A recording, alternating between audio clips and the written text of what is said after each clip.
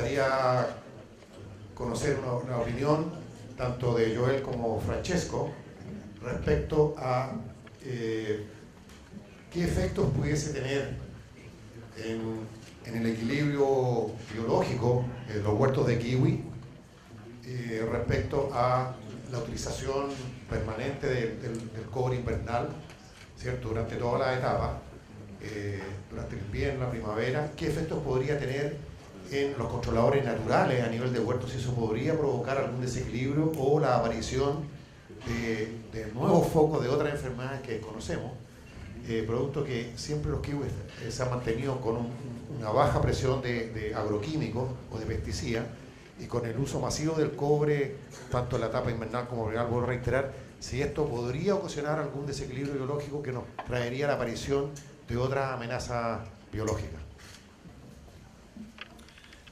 Copper is one of those products that will kill all microorganisms. So therefore, by using copper, you will kill PSA, but you will also kill the other microorganisms. Whether the imbalance you're going to create in winter will have any consequence later is hard to say. So far, we haven't studied the effect of copper on non-target organisms, non-PSA organisms.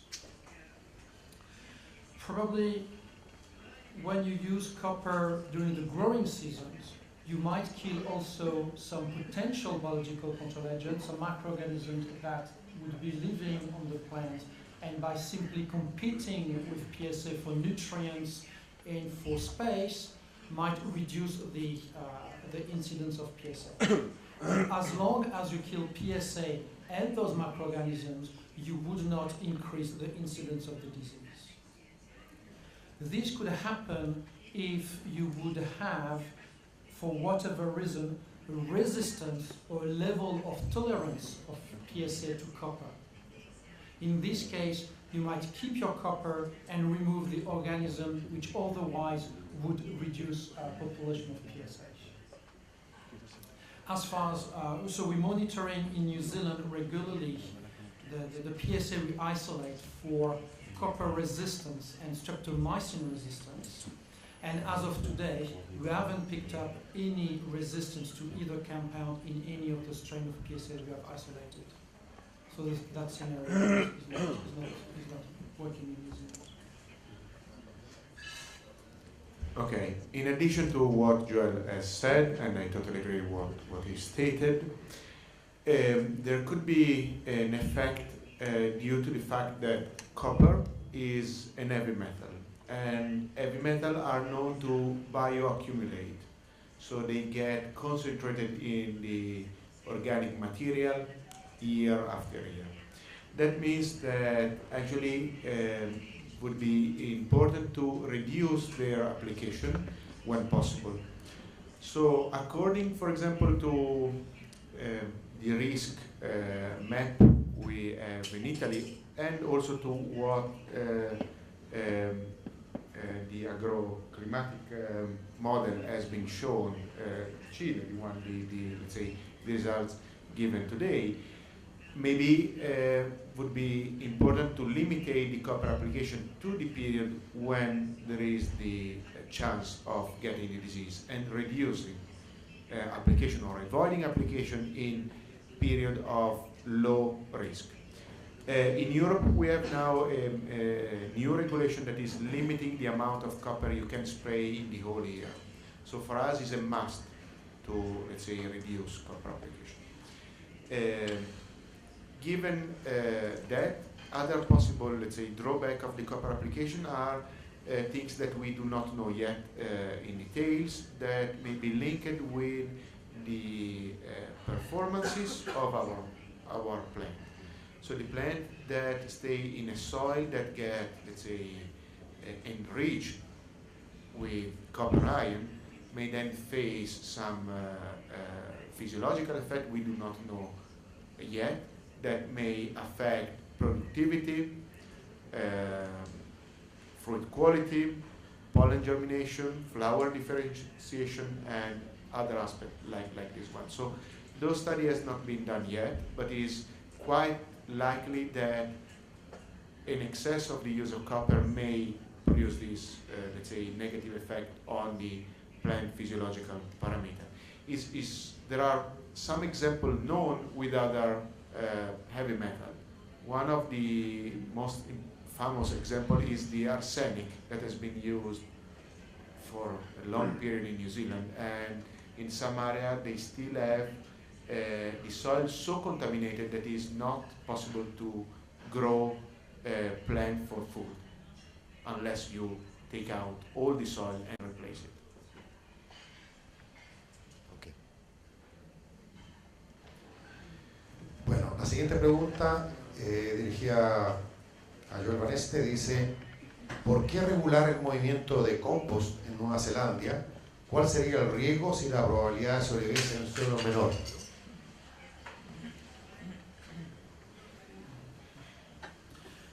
Very good question, and this afternoon in one of the presentations on epidemiology, I'll show some results about survival of PSA in kiwi fruit tissue and also in compost.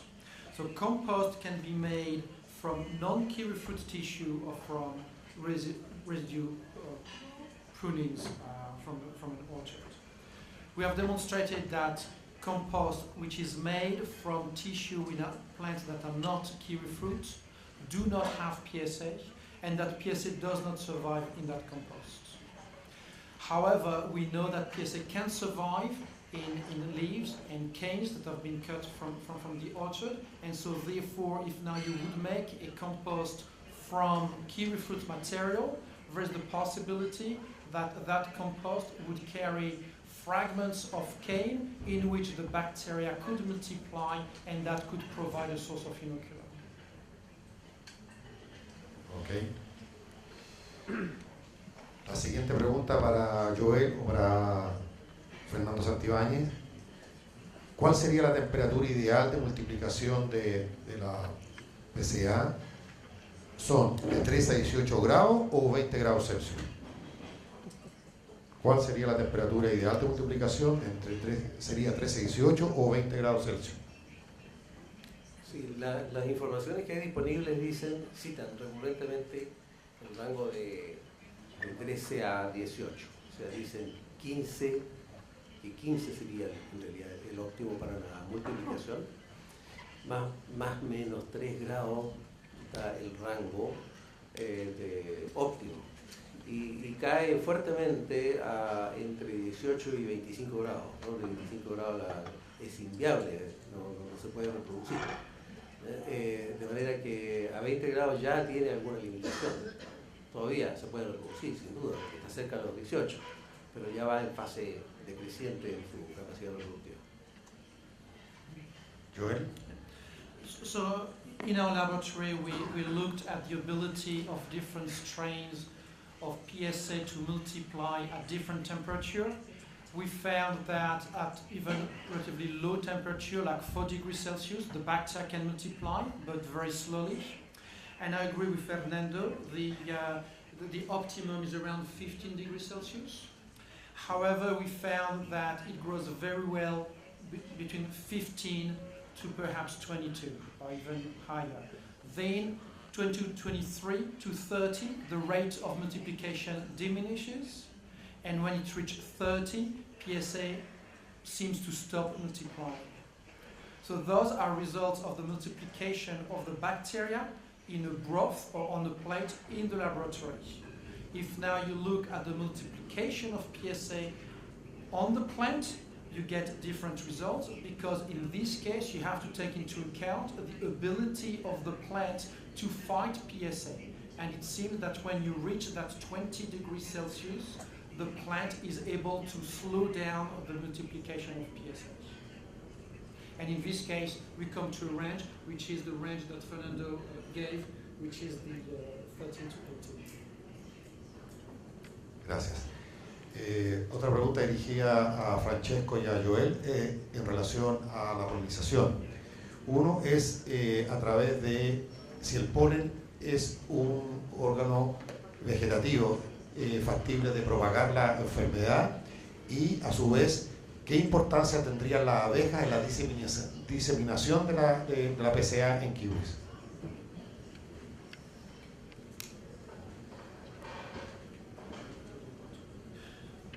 So about pollen, so we know that if you harvest some pollen from infected vine, you might find some PSA associated with the pollen. If you would use that pollen, you would bring at the same time some PSA. So in theory, you could imagine that your PSA is going to multiply on the flower, and will be in the presentation of Francesco this afternoon some proof that PSA can perhaps multiply on the flower, and in those scenarios, PSA could be multiplying on the flowers, which would lead to infection. At this stage, although Francesco has perhaps some experience from Italy, but in New Zealand we are conducting experiments as we speak, experiments where we try to infect flowers either directly with PSA or with pollen that is contaminated with PSA.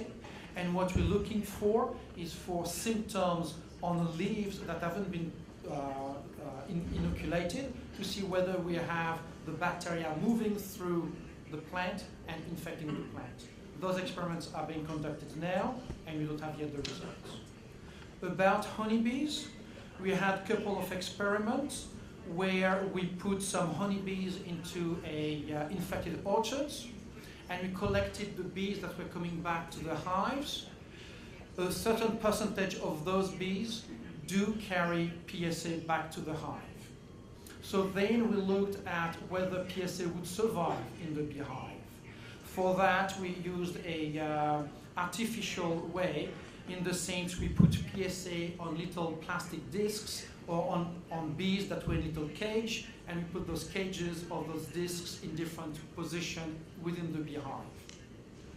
Doing so, we found that PSA could survive in some part of the beehive for a number of days. It also seemed that the bees interact with each other, and you can have transmission of PSA from a bee which carries the bacteria to a bee that was not in contact with the bacteria. So within the hive, bees touch each other and can transfer the bacteria. So then our question was, how long does it take for a beehive to be taken out of an infected orchard before it can be brought back to another orchard? In New Zealand, it is frequent that beehive will be used 2 or 3 times in season to pollinate kiwi fruit, simply because of the difference in flowering between green and gold, and the gradient of flowering of those 2 crops. So we had an experiment where the beehive was put in infected orchards. We collected the bees, they had PSA, we brought that beehive outside the infected orchard, and we tried to collect bees and see whether bees still had PSA. In the experiments we've done, we couldn't find, after a couple of days, PSA on the bees.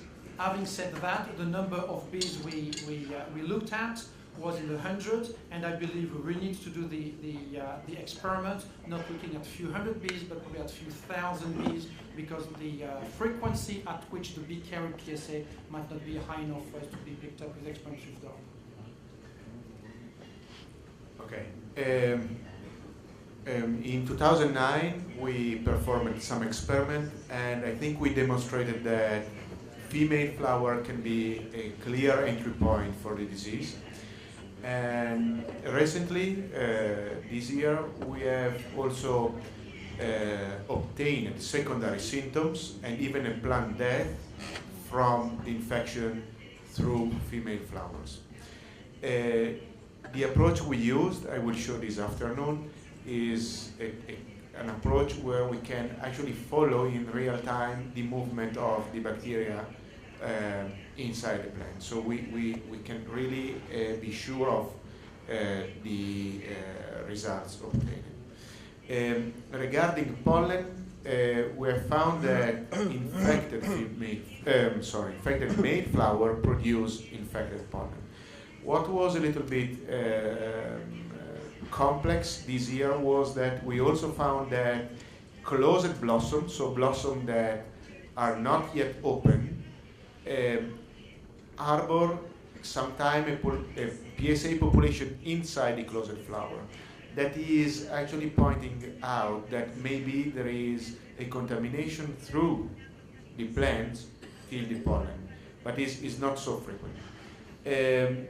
The other issue linked with bees, we did not perform experiment in, let's say, condition where the bee were brought to the infected orchard, but we simply collected bees from highly infected orchard. So the idea was to check if the bee that we find on the infected orchard can be contaminated. And actually, yes, we found that bees harbored the bacteria on their bodies. We did not work actually with honeybees, because honeybees were not so frequently found on the orchard, but we focused on bumblebees that were more frequently found in kiwi fruit orchard in our condition. Given that, given the biological possibility of bees to bring the bacteria, we still need to understand if this biological possibility is really a risk activity in the orchard, because we have to understand how much of the bacteria that is on bees can be transferred on the flower and then produce the infection. Ok, gracias. Una pregunta dirigida a Marcos Muñoz. ¿Se realiza algún control en aquellos agricultores que arrancan sus huertos respecto al material sobrante? ¿Qué ocurre con ellos? ¿Cierto? ¿Se distribuye como leña o bien queda amontonado y se dispersa en otros lugares? En el fondo es lo que hemos venido a conversar. Los focos donde está positiva está presente la bacteria, la normativa es clara, en cual el material tiene que ser destruido en el mismo predio. No está autorizado sacar material de ese lugar. Una de las cosas que hemos aprendido en la gira con estos dos expertos es que obviamente ese material de propagación es una de las principales vías de diseminación, es una bomba de tiempo. Por lo tanto, la idea o lo óptimo es retirar ese material dentro del mismo predio y destruirlo. Eso es lo que se está estableciendo en la normativa en la actualidad. Ok. Otra pregunta también dirigida a ti, Marco, respecto a la propagación de plantas. Dice, si esta enfermedad se disemina especialmente por riesgos climáticos, sobre lo cual no tenemos control, ¿por qué no se hace obligatoria la producción de plantas bajo plantas certificadas y de esta forma controlar el movimiento del material vegetal? Bueno, sin duda la propagación de la enfermedad, principalmente por material de propagación, existe la posibilidad de que nosotros podamos incluir esta plaga en el programa de certificación. Ahora, nosotros tenemos la normativa vigente de vivero y la de control oficial, en el cual nosotros como primera instancia damos las regulaciones para que haya una restricción de movimiento y un chequeo de la condición sanitaria. Así que lo primero que tenemos que actuar como servicio es tomar medidas lo más rápido posible. El programa de certificación tiene distintas etapas, es lo ideal, eso sería lo óptimo, eso demora mucho tiempo, hay un tiempo, y nosotros tenemos que actuar rápidamente. Y en eso nosotros tenemos una normativa de vivero que está vigente, que hacemos cumplir, y dentro de ese contexto tenemos todo el programa de plantas madres, en el cual se certifica, se muestrean, se analizan y se autoriza, y hay todo el tema de trazabilidad, que es lo que presenté en mi presentación. Okay, gracias.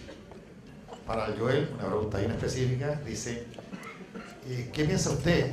¿Cuál sería el próximo paso para diagnosticar PSA, teniendo presente que se pudiese completar la secuencia de los 4 patobares? ¿Cuál sería el paso siguiente?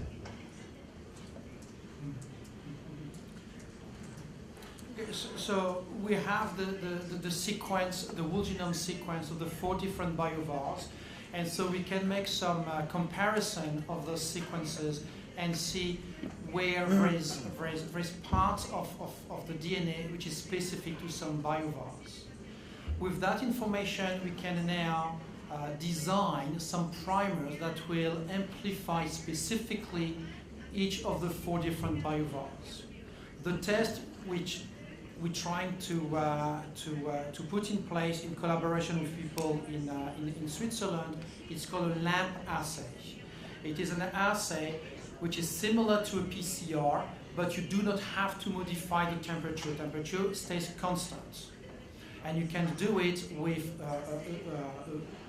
some material that you pick up from the orchard, and you can do it in the orchard. We are right now doing those assays in the lab. It takes about half an hour for us to get the information, to get the results. We still have some work to do to get the primers, but that, I believe, would be the ultimate, where if you have a question, you're in the orchard, you see the plant, you see the symptoms, and you can answer right there, right then. First, is it PSA? And if it is PSA, which biovar of PSA do I have in my orchard?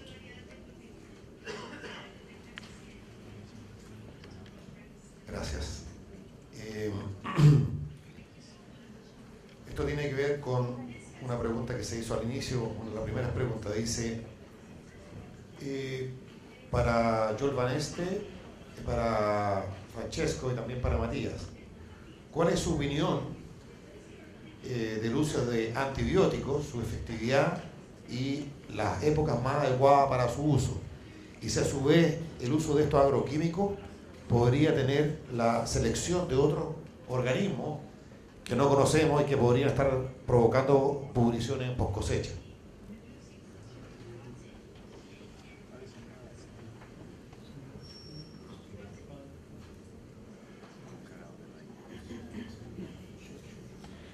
So in Europe, antibiotics are not allowed, so for us it's not a question. There is a very bad perception of antibiotic in the market. So using antibiotic apart from the biological risk is bringing a risk for the market, because if a European consumer perceives that antibiotic have been used, maybe in a specific country, all the fruit from that specific country can be tainted with the idea that is contaminated with antibiotic. Given that let's say, answer that does not link with a scientific approach, we use in the experimentation in the field streptomycin as our, let's say, best product to control PSA. However, in field condition, streptomycin did not give, in our experiment, any positive results. So we got much better results with copper and resistance inducer than with streptomycin. Even though in greenhouse, streptomycin was working in a perfect way. So streptomycin was the golden standard for the greenhouse experiment. And maybe Joel will explain you why it's so efficiently working streptomycin and the antibiotic in controlled conditions. Yeah, thanks, Francesco. So streptomycin works extremely well in glasshouse. When we use streptomycin, we can eliminate PSA. That is in conditions where we bring streptomycin and right after we bring PSA. If in the experiments Francesco was describing in the field, streptomycin didn't work that well, it's because streptomycin might not have been brought at the right time. If infection would have occurred 24 hours before you bring streptomycin, you would not have seen any symptoms, yet 24 hours, it's way too late. Your streptomycin is outside of the plant, your bacteria is already inside of the plant, and streptomycin has no effect. Streptomycin, like all the other antibiotics, prevents infection, but doesn't cure infection. So the timing is absolutely critical, and you need to be able to time your streptomycin just before infection occurs. The problem with streptomycin, I think there are perhaps three. The one that Francesco talked about, which is perception from the market.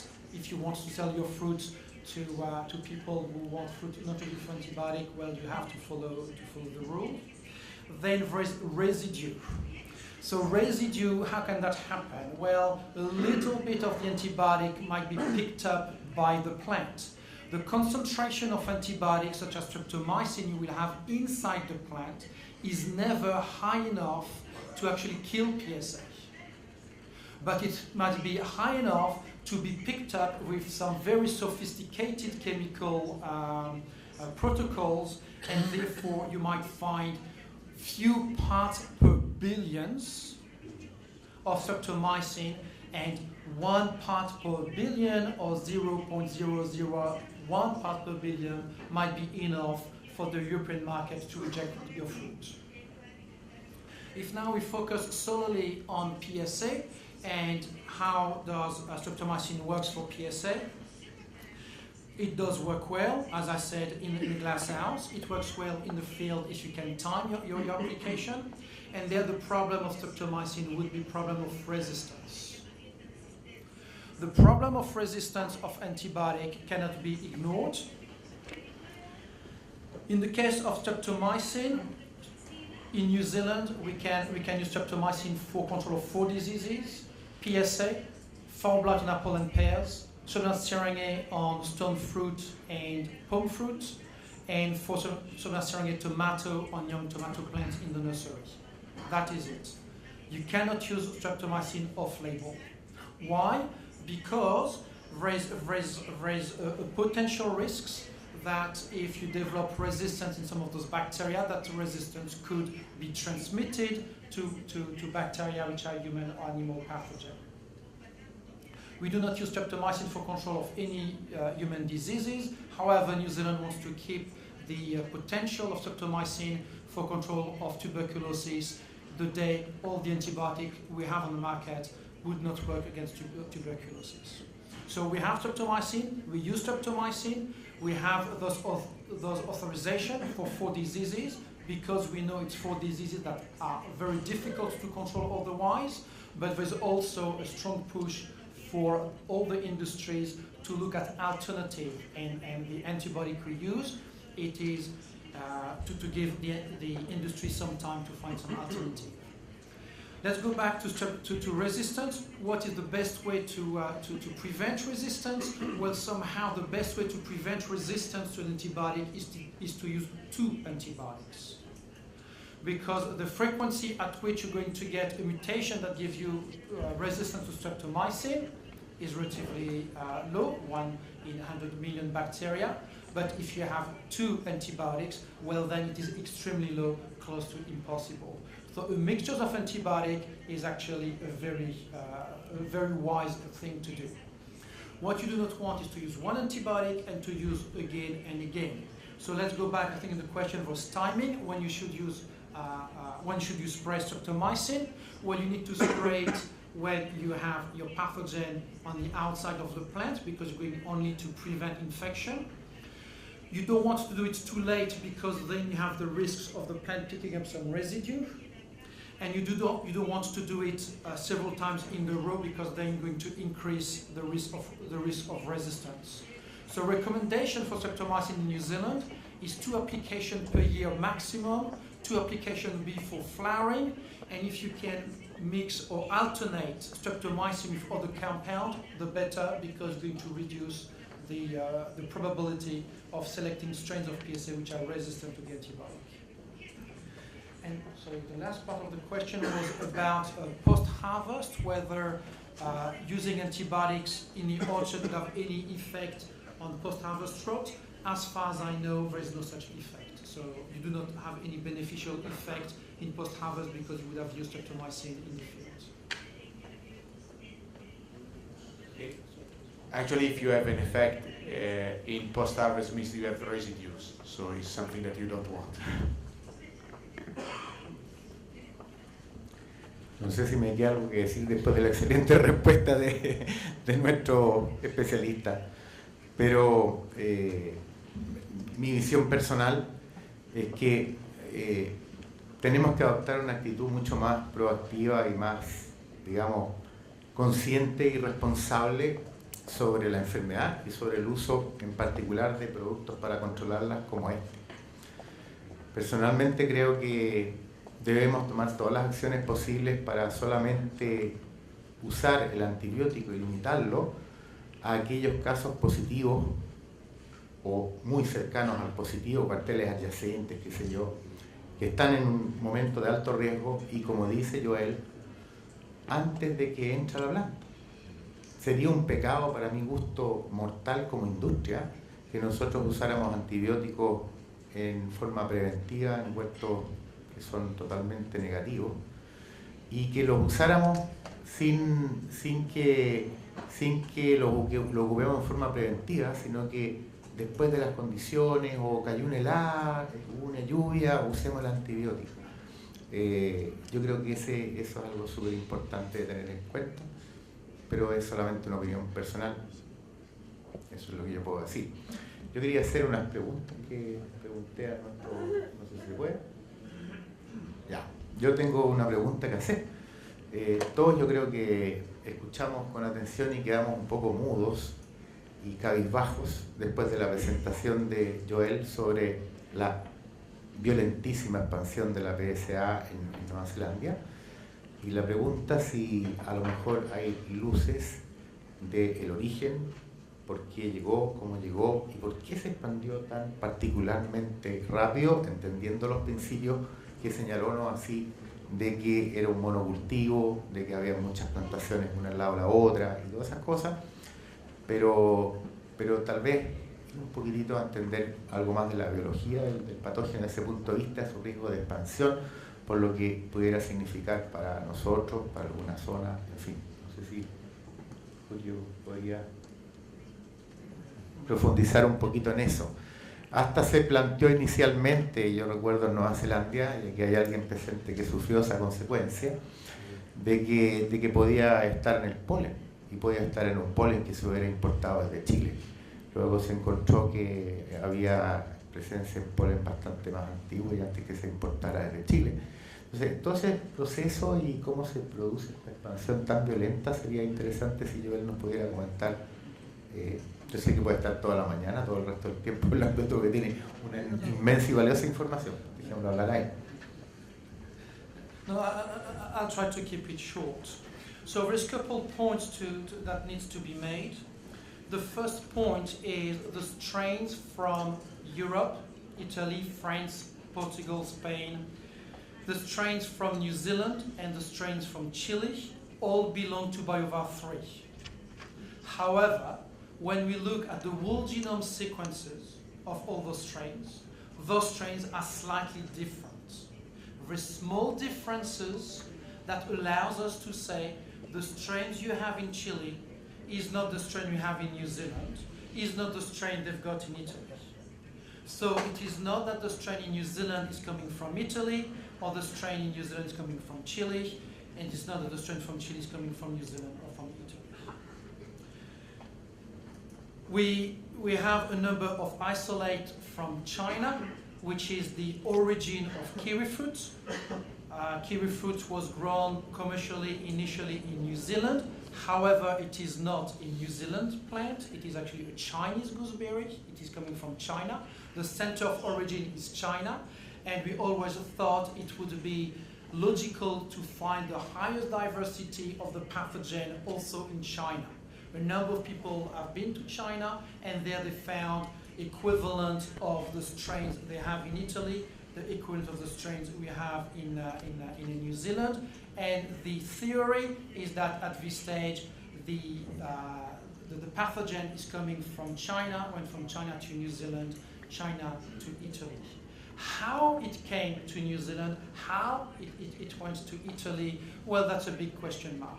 I guess I could put a list of hypotheses and tell you, well, the probability that PSA would have come from a twig, from a plant to be put in his pocket and so on and so forth. I could do that, but I can't tell you, and I don't think everybody will ever be able to tell you how PSA ever really arrived. It is still important to look how it could have arrived, simply to prevent further introduction. We do not want to spend a lot of time, effort and money reducing PSA inoculum in New Zealand or in Chile to see then new strains coming in, new inoculum coming in. So I think the path of introduction to the country is important to prevent further introduction. The last part of the question is why so violent, as you said, in New Zealand, while in actual fact the differences between the BioVar 3 from Chile, from Italy and New Zealand are minor differences. All those strains of the same effector genes, all the genes are all there. It is very minor differences. I believe that the climate is a major driver of the disease. And this afternoon I'll show some results of how humidity can affect the movement of the bacteria within the plant. And clearly the major difference between Italy, Japan, Korea, Chile, New Zealand is temperature, humidity. When temperature is high, the plant can resist the bacteria. In New Zealand, it is never high enough to stop the bacteria from multiplying, from progressing. In winter, in Italy, it's minus, I don't know, 10, minus 10, it's very cold. Nothing happens. In New Zealand, it is never cold enough for the bacteria not to multiply, for the bacteria not be able to infect. So the climate, I believe, is the major difference in this different country. And also in New Zealand, as you seen on the picture, we had kiwi fruit orchard after kiwi fruit orchard after kiwi fruit orchard, and so it is so simple, so easy for the bacteria to go from one orchard to the next. And of course, the transmission of the bacteria from one orchard to the next orchard might be done by the wind, by the rain, by insect, something which is very hard to control. If you have now several kilometers between orchards, most probably the transmission there is human activity, and then it is much easier to prevent that activity. And I think here in Chile you have a lot of precautions to do that, and that might have played a huge role, and I think you guys in Chile have done very well to limit the movement of potentially affected material. And the last point is we still have in New Zealand very few cultivars, Hot 16A Hayward, and if we would have more cultivars, some of them might have had some resistance, and that might have slowed down the progression of the disease in the off-planting. So those three characteristics. Okay. Muchas gracias a todos los expositores, un gran aplauso para... Lo invito a tomar asiento al salón.